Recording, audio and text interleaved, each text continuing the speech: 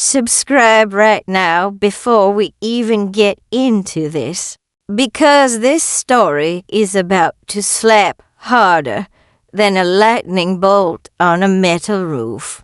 And you do not want to miss what comes next. And hey, before we start, please comment the city where you're watching from, because this one's gonna have people from every corner of the country yelling at their screens. Now let me take you straight into the moment everything blew wide open. The moment my daughter pushed open my front door, like she already knew something was off. Like her instincts had been screaming at her all day. She walked in expecting to see me knitting, watching TV, or fussing around the kitchen like usual. Instead, she found me sitting in the dark like some ghost of myself, wrapped in a blanket even though the sun hadn't even gone down yet.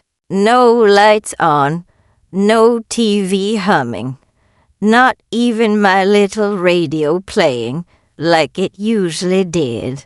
Just quiet, heavy, ugly quiet. The kind that tells you something is really, truly wrong. She froze in the doorway, her hand still on the knob, staring at me like she couldn't even process what she was seeing. "Mama, why is it dark in here?" she asked, her voice already shaking. I shrugged, tried to act like it was nothing, but she wasn't buying it. She hit the light switch once, twice, 3 times, nothing. Then she walked over to the fridge, opened it, and jumped back like she'd just found a raccoon living inside. Empty, completely empty. No milk, no leftovers, not even a lonely slice of bread. She swung open the cabinets. Same story. She turned tone slowly, her eyes wide, her jaw clenched so tight you could practically hear her teeth grinding.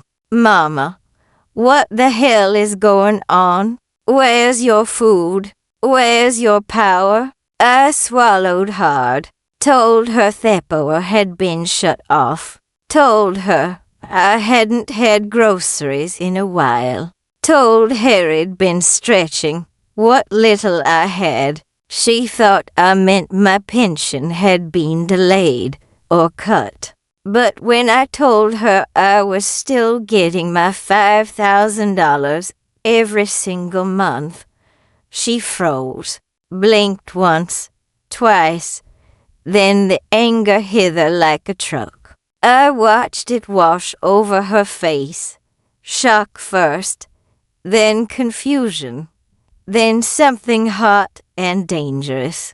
She reached up slowly and slid her earrings out, one by one, like she was about to walk into a boxing ring instead of our quiet little living room.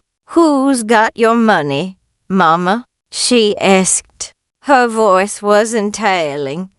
It was calm to calm, the kind of calm that means a storm is about to explode. I didn't want to say it, didn't want to speak it into existence, but I told her my daughter-in-law had been helping manage my pension for the last year, and somewhere along the line, helping turned into controlling, and controlling turned into her spending me money like she'd earned it with her own hands. My daughter closed her eyes, took a slow breath, and said, "Get your shoes on, now." She didn't shout, she didn't panic. She spoke like someone who had already decided there was no turning back. we got into her car, and she drove like she had a destination carved into her brain with a knife. When we pulled up to my son and daughter-in-law's place, she didn't even knock politely. She banged on that door like she was trying to kick it down with her fists.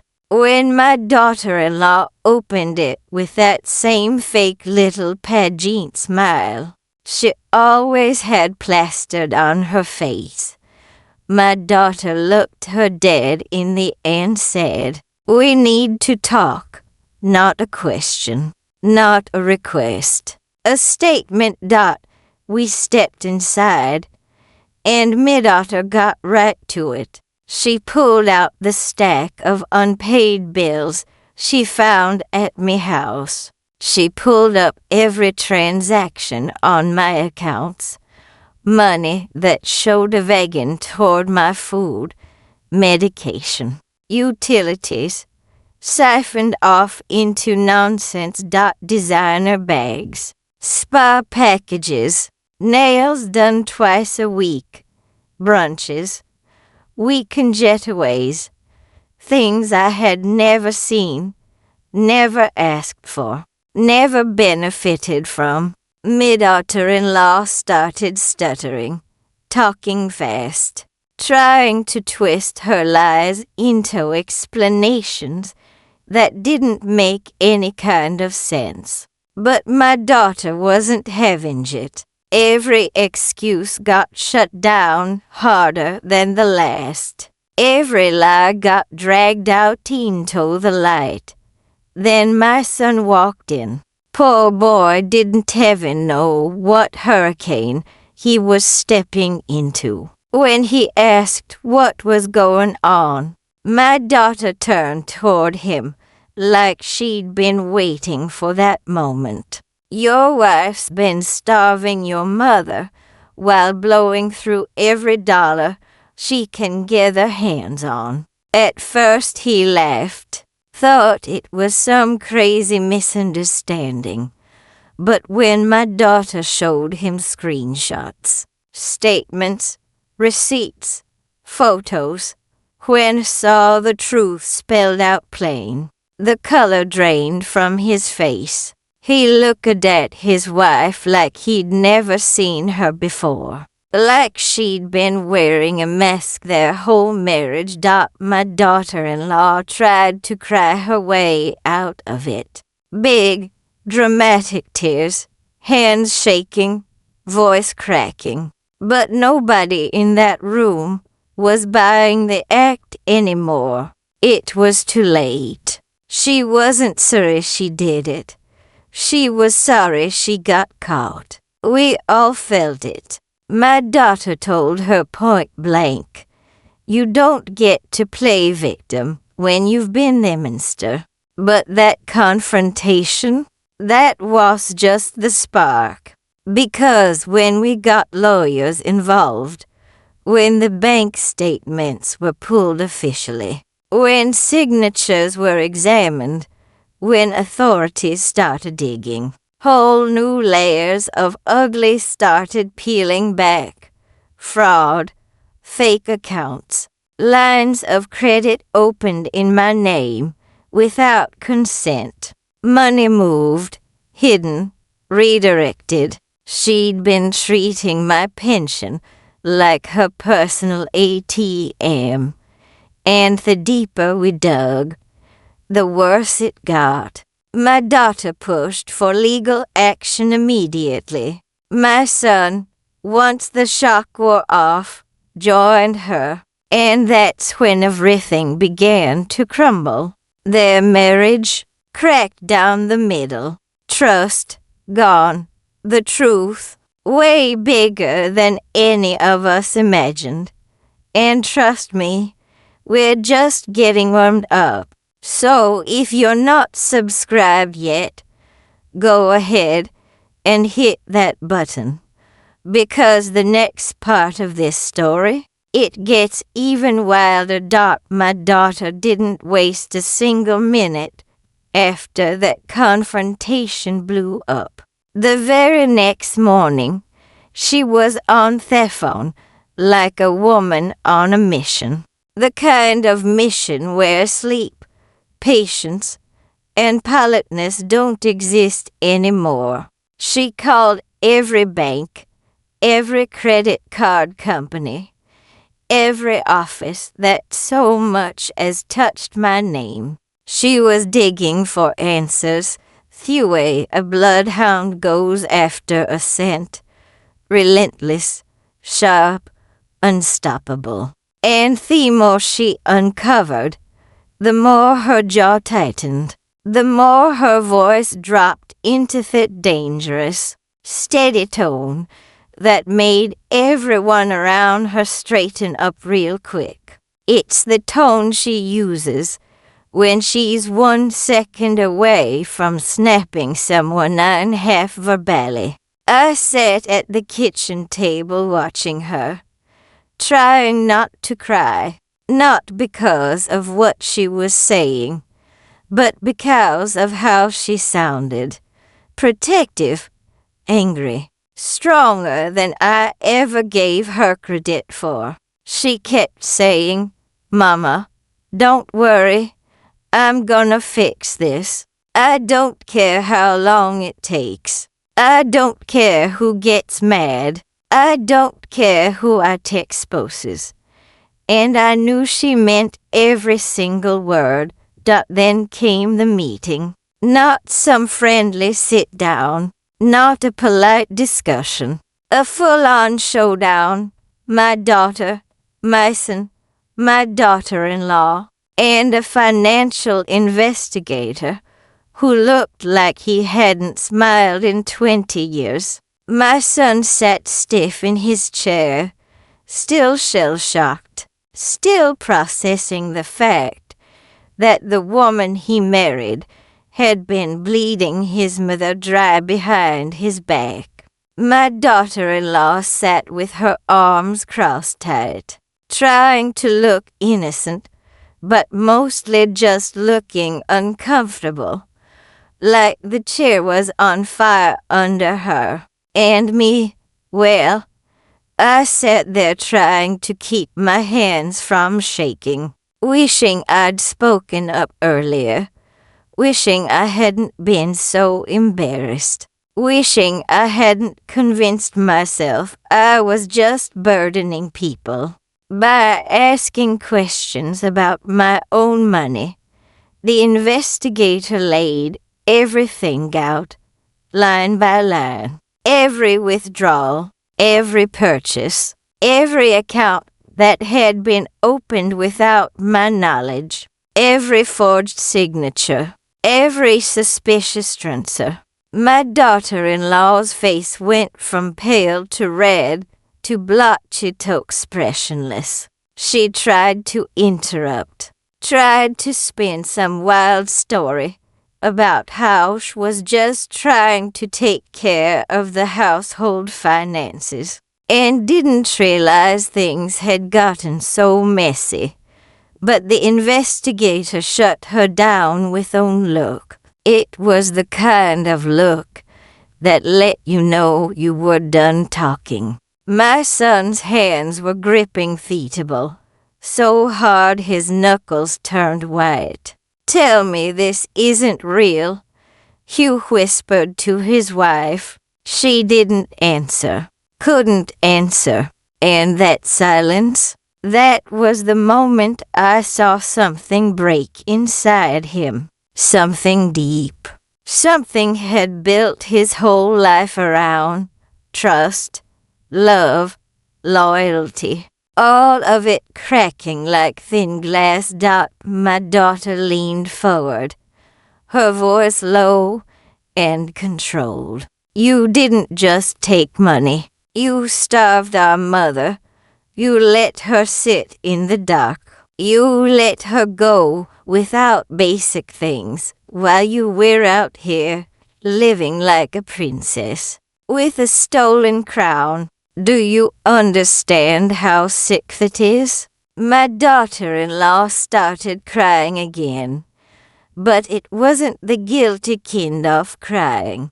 It was the kind people do when they're cornered and scared of consequences. And my daughter wasn't budging, not 1 inch.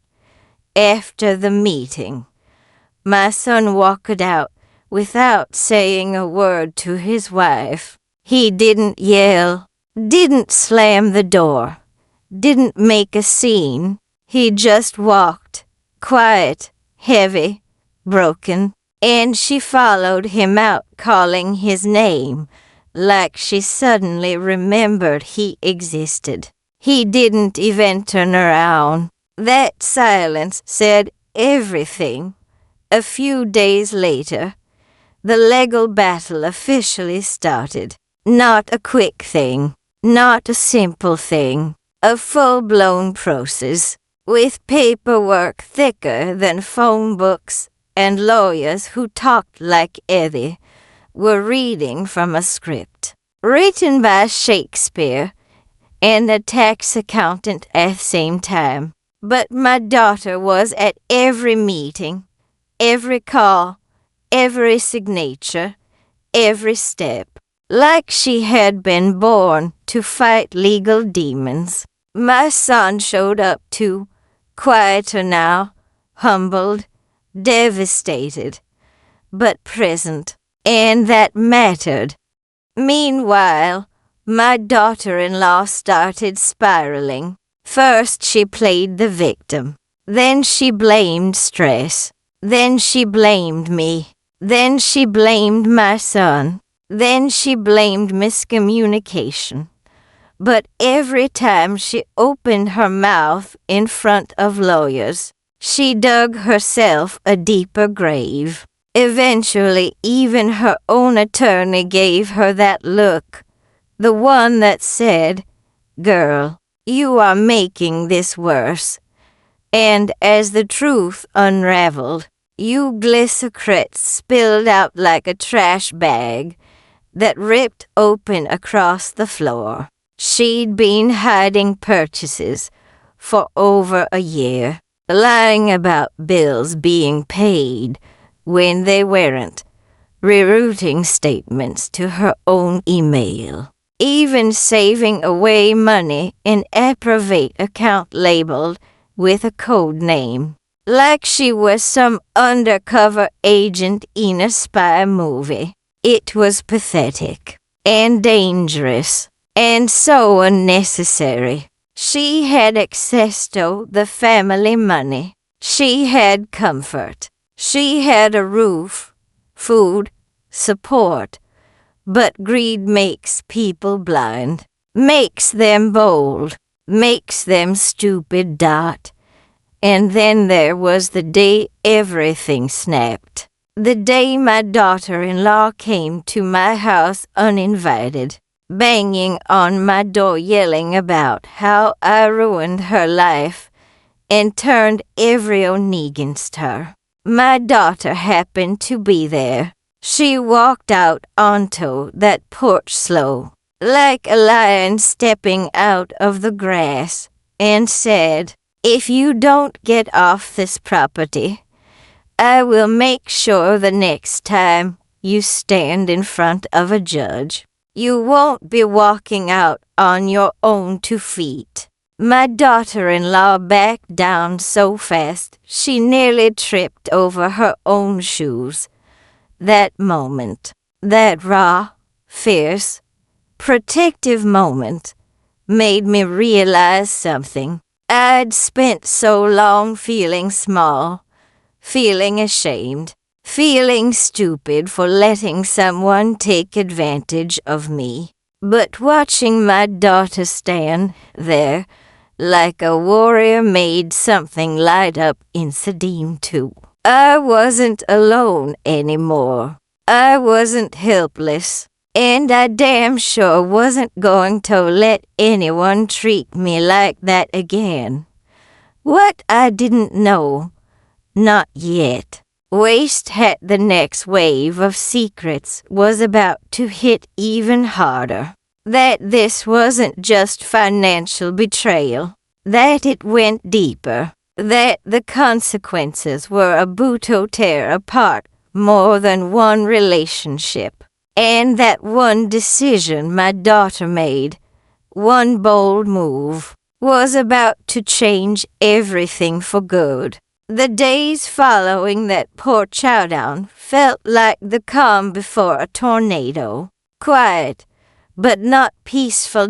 Everything seemed still on the surface. But underneath, tension was coiling tighter and tighter.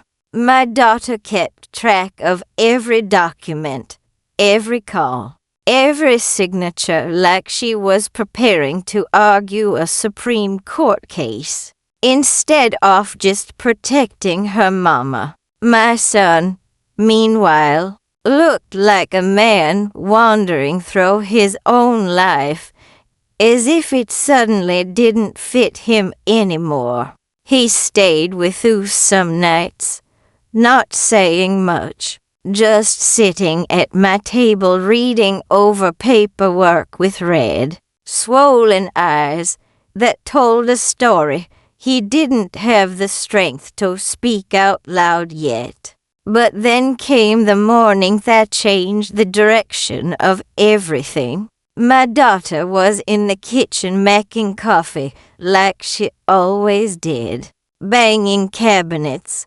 muttering under her breath, making the whole house smell like caffeine and chaos. When she froze, mid-stir, "Mama," she said, her voice low and tight, "why didn't you tell me she had access to your medical portal?"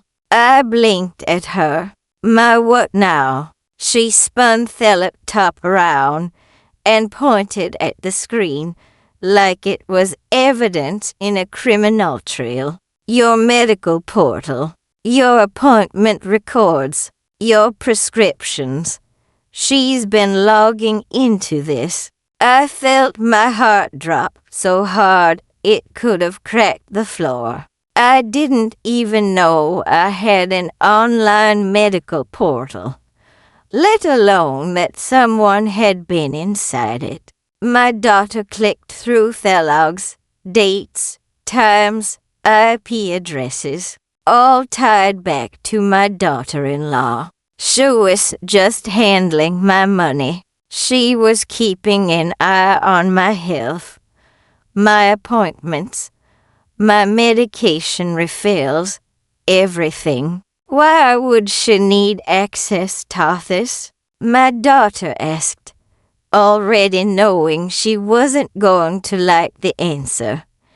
And she didn't. We found out later she had been canceling my doctor appointments, canceled 3 routine checkups, and 2 follow-up visits that I didn't even know about. She let my prescriptions lapse. She told the pharmacy I didn't need one of my medications anymore. She even called my primary doctor and told them I was moving out of state soon, so they could stop sending reminders. My daughter slammed the laptop shut so hard the whole table shook. "Oh, hell no," she whispered, like the devil himself had just dared her to fight. "This isn't just greedy. This is dangerous. This is medical neglect." And that's when my daughter decided to escalate everything. She drove straight to the house. No makeup, no earrings, hair in a messy bun, murder in her eyes, and requested a full protective order on my behalf. The clerk took one look at paperwork my daughter brought and didn't even blink before stamping it. She even told my daughter, "Honey, I'd have done the same thing." That's when I realized how serious this was. It wasn't just a family issue anymore. It was legal. It was criminal. It was life-threatening. This woman had been playing with my health like it was a hobby. The protective order, oh, that set off fireworks. My daughter-in-law tried to act blindsided. But the judge wasn't buying her confused little house with routine. Not when the evidence showed she'd been tampering with my medical access for months. My daughter stood in that courtroom like she was built from concrete, steady, fierce, unshakable, and laid out every detail. And when the judge asked me if I felt endangered, I didn't even let myself hesitate. Yes, I said, I do.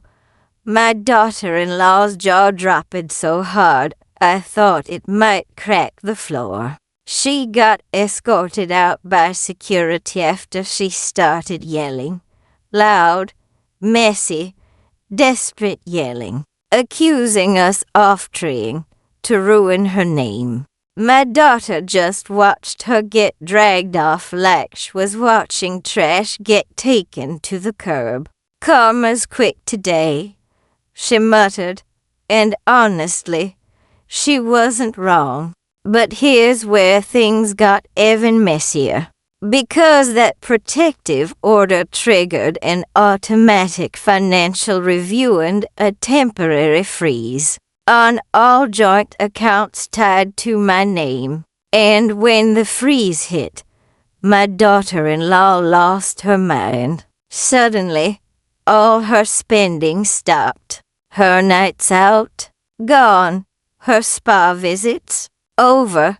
Her little luxury habits, dead. And with that freeze came something none of us expected. A notification from a bank who didn't even know existed. An account had been opened under my name. Not my signature, not my ID, but my name, with tens of thousands of dollars moved into it. Not from my pension, but from my son and daughter-in-law's joint marital account. She'd been siphoning money from their household too. Not just stealing from me, stealing from her own husband. My son found that out at the same time we did, and I swear the sound he made didn't even sound human. It came from somewhere deep, somewhere bruised, somewhere betrayed beyond repair. He broke down crying right there in my kitchen. Not loud, just quiet tears that soaked into his hands. My daughter sat next to him, rubbed his back, and whispered, "I'm sorry you had to learn it like this, but now you know who Shirley is." And then, as if this whole saga wasn't dramatic enough, my daughter-in-law's mom got involved. She barged into my yard one afternoon, screaming at the top of her lungs about how we were destroying her daughter's future. My daughter took one step outside and said, "Ma'am, if you don't leave right now, I will have you removed from this property so fast your shoes won't keep up." The woman backed off like she'd seen a ghost. Nobody wins a verbal fight against my daughter. She's got the spirit of a prosecutor and the vocabulary of someone who learned to argue in a Waffle House parking lot at 2 a.m. But the real explosion happened later, when the court discovered one more detail. My daughter-in-law had been planning to transfer the hidden money and file for divorce, leaving my son with nothing. She had everything arranged, her own secret savings, an apartment application, even a private storage unit rented under her maiden name. She wasn't just stealing. She was preparing to walk away from the entire family after bleeding us all dry. My son saw those documents and whispered she was going to leave me, and all I could do was put my hand on his shoulder. My daughter stood over him and said, "She already left you the moment she chose greed over family." And with that, everything shifted. The fight wasn't just about justice anymore. It was about healing, about rebuilding, about making sure no one ever put a chain around our family again. The next week felt like we were living inside a courtroom drama. Except this wasn't TV, and nobody was yelling objection for dramatic effect. This was real life, and every day seemed to peel back another layer of betrayal we didn't even know existed. My daughter kept all the paperwork spread across the dining table, like she was constructing a criminal timeline. Every time she uncovered something new, she'd hit the table with her palm like, "I knew it," while I tried not to jump out of my seat from the shock. Meanwhile, my son kept getting hit with new emotional punches he never saw coming. Every revelation seemed to carve deeper into him. At night, I'd hear him pacing in the hallway or sitting quietly on the porch in the dark, staring at nothing. He'd always been a calm man, steady, gentle, loyal to a fault. And seeing him unravel like that broke something in me. He didn't deserve any of this. None of us did. But then came the day the forensic accountant finished analyzing the hidden accounts. And when I say that report changed everything, I mean it flipped the entire story upside down and shook it until every last secret fell out. My daughter read through page after page, her eyes narrowing, eyebrows twitching in that way she gets when she's about to roast someone into ashes. "Mama, this girl has been siphoning money for at least 18 months, and not just from you. She's been dipping into their marital account, too. And here's the kicker. She was moving the money into an account under her mother's name." I blinked. "Her mother's name?" My daughter nodded slowly, like she was trying to keep from flipping the table. "Yep, the same woman who came miling in the yard the other day. She wasn't just covering for her daughter. She was in on it." My jaw nearly hit the floor. The audacity, the nerve, the multi-generational stupidity of it all. These two had teamed up like some kind of discount Bonnie and Clyde duo, except instead of robbing banks, they were robbing a retired woman on a fixed income and a husband who trusted them with his entire heart. When my daughter told my son, he didn't even cry this time. He just sat back in his chair, eyes empty, and whispered, "So it was never me. It was never us. It was never our marriage. It was all money." That moment hit me harder than anything else. Because the thing about betrayal is, it hurts more when the person betrayed is someone who never hurt anybody. But things took an even wilder turn the next morning when a delivery showed up at my doorstep. A big box, addressed to me. No return label. My daughter frowned, grabbed a knife, and sliced the tape open. Inside, a stack of documents tied with a pink ribbon. My daughter muttered, "If this is some Hallmark apology letter, I swear." But when she saw what was inside, she went silent. They were insurance policy applications. 3 of them, all in my name, all forged, all requesting the maximum payout. I felt the world tilt under me. My daughter didn't even breathe for a solid 10 seconds. She flipped through each page, her hands shaking, until she slammed them onto the table and yelled, "Oh, it's over for her. It isn't." That was the line. The moment their whole story changed directions. Stealing money, terrible. Medical neglect, horrifying. But fake insurance policies? That was crossing a line straight into felony territory. My daughter whipped out her phone so fast you'd think it owed her money, and she called the investigator immediately. Within 30 minutes, we had a detective at the house, and when he saw the paperwork, his eyebrow shot up toward his hairline, like they were trying to escape his face.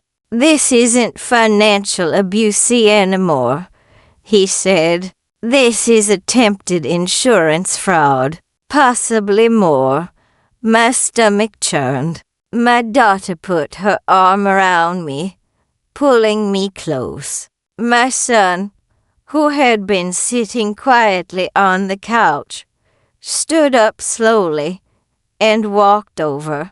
She was planning on doing something to her. He asked the detective, his voice cracking. The detective didn't answer directly. He just said, "It's good we found this early." That silence said enough.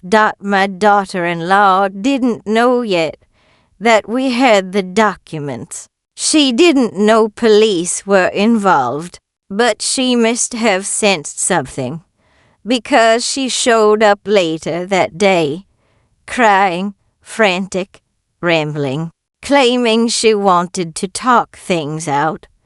She'd never wanted to talk anything out before. So my daughter leaned forward and said, "Sure, let's talk. But let's do it at the police station." Her face dropped like someone plugged her soul. "WHY the police station?" My daughter smiled with the kind-of sweetness that could slice a person in half. "Because we need witnesses and cameras."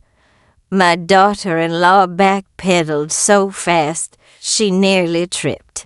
"This is all a misunderstanding. You're ruining our family." My daughter crossed her arms. "You tried to ruin our mother, and trust me, your idea of a family and ours are not the same thing."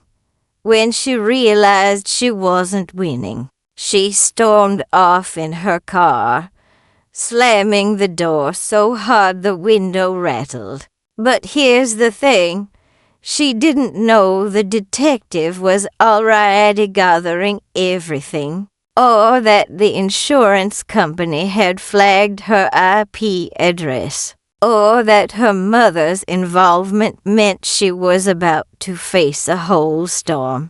She couldn't sweet-talk her way out of. That evening, my son sat at my kitchen table, looking exhausted, defeated, but calmer than he'd been in weeks. "Mama," he said softly, "I know this is all a mess, but I'm going to get you justice. I'm going to make this right. I reached over and took his hand.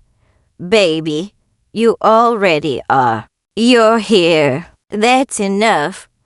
My daughter wiped a tear from her eye and quickly pretended it was allergies. We're not done. We're not even close. But she picked the wrong family to mess with. And she was right. Because the next morning, everything escalated in a way none of us expected. By the time we reached Theckerthaus hallway on the morning of the hearing, the whole situation felt like I had cracked wide open. My daughter walked beside me, chin high, shoulder steady, looking like a woman who hadn't just come to defend her mother. She Kometo finish what that greedy daughter-in-law started. And let me tell you, Thenergy in that place, thick, heavy, almost electric. You could feel people watching us as we walked by, whispering like they already knew we were there, as in the day was about to get interesting. See, word travels fast in small towns, especially when a family war breaks out over money, abuse, and lies. And apparently, everybody had already heard that the sweet, innocent daughter-in-law wasn't so sweet. Someone had leaked that she'd been draining me pension, controlling my bank cards, changing my mailing address to her place, and basically acting like my life and my money belonged to her. Folks weren't just curious. They were waiting for a show, and she didn't disappoint. There she was, sitting on a bench outside the courtroom, dressed like she thought she was walking into a photo shoot instead of a legal hearing. Full face of makeup, hair perfectly curled, expensive purse that I probably paid for dangling off her wrist. And when she saw us, her face cracked for half a second, just half, but it was enough to tell me she did not expect me to show up looking alive, fed, and standing straight. She expected a little old woman she could paint as confused and fragile. Instead, she got me clean clothes, combed hair, and a daughter standing beside me like she was ready to put someone through a wall if necessary. Wow, she said, crossing her arms. You look better than usual. My daughter didn't even blink, and you look guilty. Funny how that works. If looks could slap, that hallway would have echoed.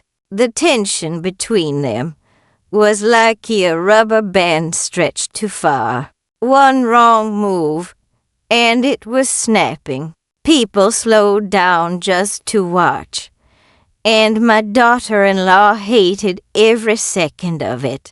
She shifted, tapped her heel, fussed with her purse. Nervous twitches from someone who was used to controlling the narrative, but suddenly realized the script wasn't hers anymore. You're making a mistake, she muttered. All of this could have stayed private. My daughter laughed, actually loud. Girl, you starved my mother in her own house. You made it public. That shut her up real quick. When the courtroom doors opened, we walked in, and Judge gave us this look like he already had a folder full of red flags. And he did. My daughter had brought everything: bank statements, text messages, bank alerts showing withdrawals from places I'd never been, videos of my dark house, photos of empty cabinets, even the electric bill showing months of non-payment despite all that pension money coming in. She had built a case like she was preparing to win an award for it. The judge asked me a few questions first, simple ones. Did I understand why I was there? Did I know who controlled my finances? Did I give permission for that control? And I answered clear as day. No one should have been controlling my money except me. My daughter-in-law tried to pop up like a jack-in-the-box. She's confused. She doesn't remember. The judge cut her off so sharply she sat right back down. Ma'am, you will speak when spoken to. That was the first time I saw her shrink, even just a little. But the real moment, the moment everything shifted, came when the judge asked her directly, "Where is the money?" And she froze, not stuttered, not hesitated, froze.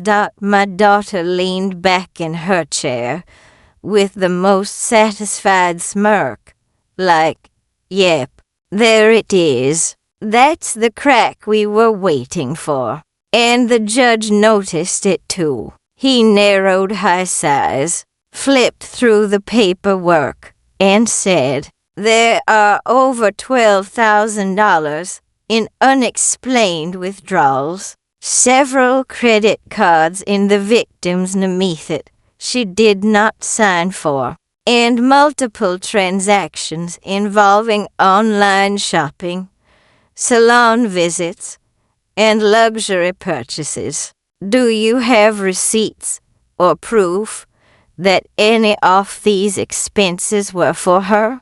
And this woman, this bold, greedy, shameless woman, said, "Well, she didn't need most of the money anyway."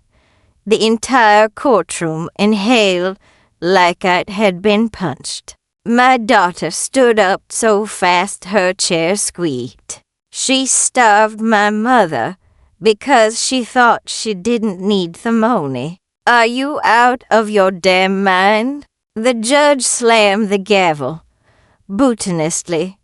Even he looked like he wanted to say the same thing. After that moment, everything unraveled for her. The judge called for a forensic accounting review, temporary removal of her access to my finances, and a protection order for me. That alone was enough to put panic on her face. But what really broke her, what really cracked through whatever delusional fantasy she was living in, was when the judge said, "There appears to be enough evidence here for criminal investigation." Criminal. That word hit the room like thunder. She grabbed her purse, started flipping through it like she expected to find a miracle inside. My son didn't show up. Not a call, not a text, not a whisper. That told me everything. Either was hiding, embarrassed, or finally waking up to the mess his wife created. When the hearing ended and Wes stepped out into the hallway, my daughter-in-law rushed after us, her voice shaking, but still trying to sound tough. "You're ruining my life." My daughter turned so fast, I swear the air moved. "You ruined your own damn life the moment you decided to steal from my mother." And then she leaned in and whispered something I didn't catch. But whatever it was, it made my daughter-in-law go pale as we walked toward the exit. Midaughter wrapped her arm around me and said, "Mom, this is only the beginning. We're not just taking your money back. We're taking your life back." And for the first time in a long time, I believed her. After the courtroom showdown, life didn't exactly go back to normal. If anything, it felt like stepping into a new world where everything was amplified. The fear, the anger, the satisfaction, and the anticipation of what would come next. My daughter didn't sleep much. Not that I expected her to. She spent her nights reviewing bank statements, recording evidence, and planning our next moves with precision that would put a general in a war room to shame. And I watched her, amazed and proud, knowing that she had inherited the best part of me. Fierce loyalty, a refusal to stand down, and the kind of grit that could burn a hole through a yon who dared to cross us. My son, meanwhile, started spending more time at my house. At first, he didn't speak much, just sat quietly, flipping through the pages of documents my daughter had organized. You could see him thinking, piecing together everything he hadn't realized until now. Every text, every bank alert, every small act of deceit finally made sense. And the shock on his face wasn't the kind that comes and goes. It settled in, heavy and permanent. But slowly, like a man rising from a long winter, he began to understand the magnitude of the situation, and why my daughter had to go full force to protect me. Meanwhile, my daughter-in-law was spiraling faster than we could keep track of. Her texts came at all hours, pleading, lying, threatening, crying, demanding. But my daughter blocked every single one. No contact. Nothing. Not a single word reached me. And that was exactly how it needed to be. I had spent months being trapped in my own home, feeling powerless, weak, and ignored. Now I was watching someone else, someone who should have loved me, crumble under the weight of her own greed. And trust me, it was satisfying. The next big development came when my daughter discovered a ledger tucked away in a bottom drawer of Midaughter-in-law's home office. A ledger she had kept meticulously, noting every dollar taken from me and my accounts. The handwriting was precise, almost obsessive, and it detailed everything: my pension, medical payments, groceries, utility bills, and even small amounts for personal items I had no clue she had purchased. Some of it was petty. $15 here for a fancy coffee, $30 there for a magazine subscription. But others were outrageous. Thousands of dollars in designer goods, spa treatments, and weekend trips. And the kicker, she had been reporting all of it to my son as household expenses. He had no idea. And the ledger, it was like a confession tucked into plain sight. We presented this to the authorities. And that's when things got serious. Not family argument serious, Not legal paperwork serious, criminal serious, fraud, theft, financial exploitation. The exact kind of charges that could land someone behind bars for the first time. The reality of the situation hit her, and not just the daughter-in-law. Her mother got involved, too, showing up at my house demanding answers, calling me names, trying to intimidate us. But my daughter, standing next to me, did not flinch. She calmly told the woman that any further harassment would result in legal action. And just like that, the tables had turned completely. Then came the revelation of Booth's secret accounts, hidden in plain sight, disguised under code names and third-party connections. She had been siphoning off money, not only from me, but also from her own marital account. My son was floored, but this time he understood the gravity. This was not just betrayal. It was premeditated theft. Every time I saw him, he looked heavier, as though the weight of the deception had physically settled on his shoulders. And every time my daughter spoke to him, he leaned in, absorbing her words like a man learning the truth too late, but finally willing to act. The legal proceedings escalated quickly. Our lawyer, a sharp and determined woman with zero patience for greed, set the pace. Evidence was compiled. Witness statements were collected. Documentation was organized so thoroughly that any judge, investigator, or attorney reviewing it would have zero doubt about the criminal nature of the acts. And my daughter, she was relentless, keeping every meeting, every phone call, every document on point.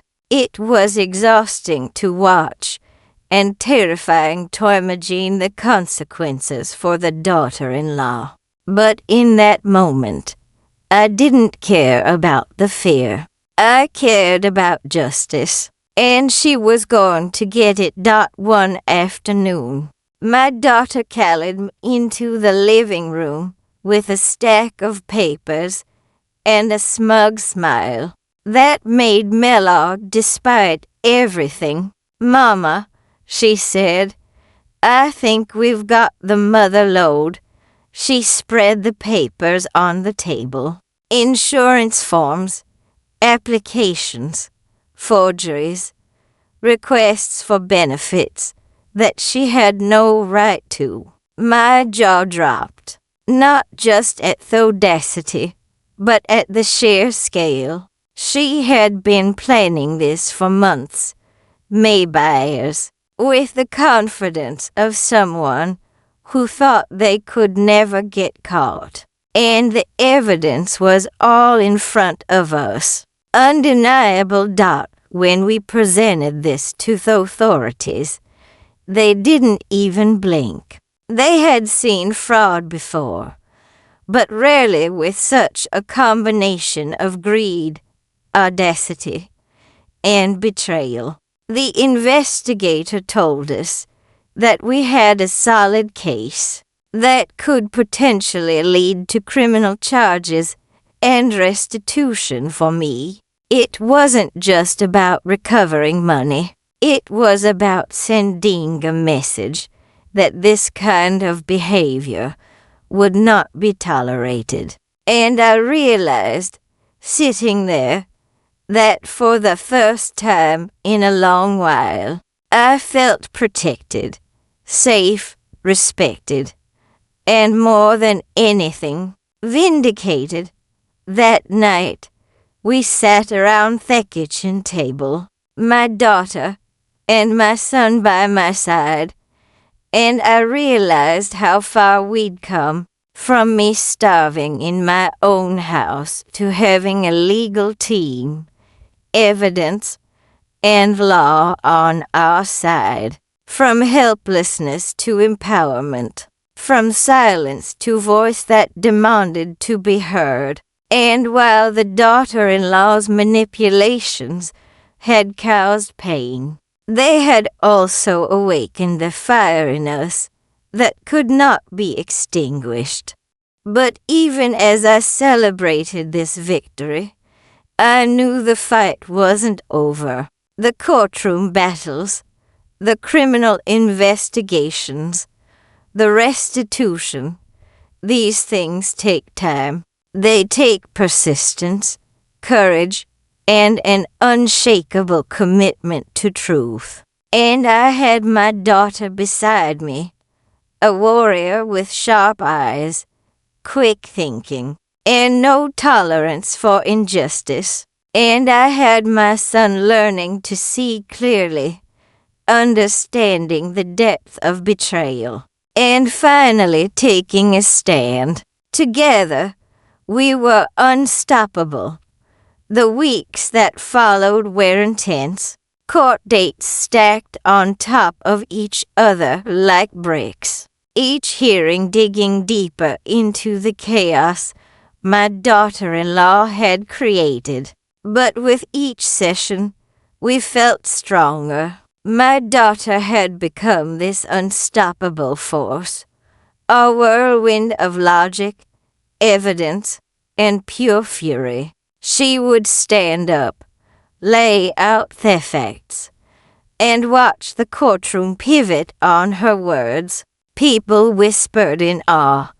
Even the judge sometimes leaned forward, clearly impressed by her precision and the sheer weight of the evidence. My daughter-in-law, she looked smaller every single time, her confidence shrinking into nothing as the truth washed over her like a tsunami. One of the most shocking moments came when the investigator called us with news about the hidden accounts. Not only had she been siphoning my money, but she had also attempted to hide thousands more in offshore accounts. When my daughter got the call, she grabbed him by the arm and said, "Mama." She thought she was untouchable. She thought nobody would see. But honey, karma doesn't forget. And in that moment, I realized the story wasn't just about stolen money anymore. It was about power, control, and standing up to people who thought they could play with your life and walk away scot-free. The hearings dragged on, but every session added another piece to the puzzle. My daughter presented photos of empty cupboards, text messages proving manipulation, and documentation showing deliberate neglect of my medical appointments. Every lie my daughter-in-law tried to spin unraveled like cheap yarn. She tried to cry, to plead, to act like she didn't know what she was doing. But nobody believed her. Even her own mother, who had tried to shield her, couldn't argue the facts. It was a slow burn, but it was satisfying to watch someone face the consequences of their own greed. The turning point came on a particularly heated hearing. The judge asked my daughter-in-law directly about forged insurance applications, the hidden bank accounts, and the diverted pension money. She stammered, tried to redirect blame, and eventually admitted to some of the charges. It was like watching a house of cards collapse. My daughter's face was unreadable, calm but lethal. She had that look, the one that said, "I told you this would end badly if you crossed us." And honestly, that moment felt like victory before the verdict had even been read outside the courtroom. The ripple effects were insane. Friends, neighbors, even distant relatives called or texted to express shock and support. Nobody could believe the audacity of what had been done, but they couldn't help cheering for the justice we were fighting to reclaim. Every day, I felt less like a victim and more like Samir claiming her life piece by piece. My daughter had given me that courage. Mason had begun to understand the depth of betrayal, but was learning to stand up, too. Together, we were a unit no amount of deceit could break. Eventually, the judge ruled in our favor. Restitution was ordered. Access to my finances permanently restricted from my daughter-in-law, and criminal charges were filed for fraudulent financial exploitation. My daughter-in-law's face was pale as paper, her smirk gone. She tried one last appeal to save face, but even her lawyer gave up. The truth had been exposed in full, public, and undeniable detail. And when it was over, the courtroom practically erupted with relief on our side. Justice had not only been served, it had been served with style, precision, and a healthy dose of savage dot. After all the legal chaos settled, we returned home, and I finally felt a sense of peace I hadn't experienced in months. The house felt lighter, brighter, full of energy again. My daughter-in-law no longer had any influence over our lives. My son, though still processing the betrayal, had begun to rebuild trust with me, and I felt like I could breathe for the first time in what felt like years. I had survived manipulation, neglect, and greed, but more importantly, I had my family standing by my side, ready to protect me no matter what. The victory wasn't just financial. It was emotional. The trauma, the fear, the helplessness that had clung to me like a shadow for so long began to dissipate. Every document, every court ruling, every vindicated moment was proof that I had value, that my life, my autonomy, and my dignity mattered. And watching my daughter in action, seeing her go full savage on someone who dared mess with her mother, filled me with pride that I can't even put into words.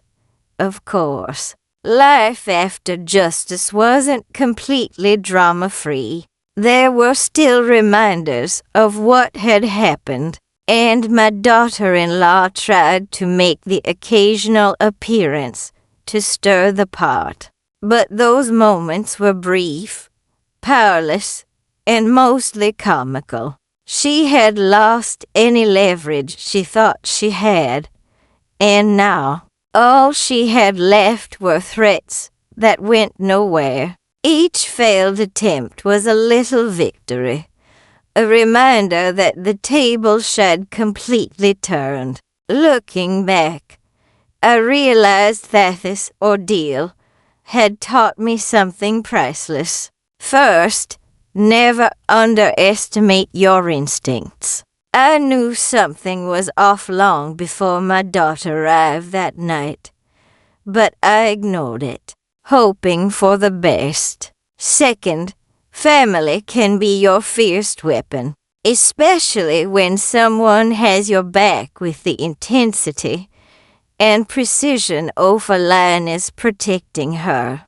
own. And third, greed always leaves a trail. No matter how clever someone thinks they are, the truth finds a way to come out. The final chapter of this story wasn't just about restitution or legal victories. It was about reclaiming my life, my health, my dignity. My daughter-in-law and her mother were removed from the picture, legally and practically. My son began to rebuild, slowly but surely. And my daughter, she became more than my protector. She became a legend in a little corner of the world. People whispered her name with respect. Ebony had moments where I'd watch her and think, damn, you're unstoppable. And yes, through all of this, I learned to never let anyone make me feel small again. I'm a woman who has seen betrayal, manipulation, and greed firsthand, and I survived. Not just survived, I thrived. And as I sit in my kitchen today, full cupboards, lights and phone buzzing with texts of support, I smile because I know the truth. You can't mess with the wrong family. You can't steal from the right person. And most of all, you cannot underestimate a daughter who goes full savage when she knows her mama has been wronged. So that's the story. From starving in the dark, to seeing the lies, to walking into court and watching justice served in real time. And if you're watching this, make sure you hit the subscribe button.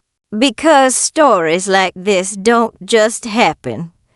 They unfold with fire, chaos, and a little bit of savage. And remember, please comment the city where you're watching from. Because I love knowing how far this tale of justice and revenge has traveled.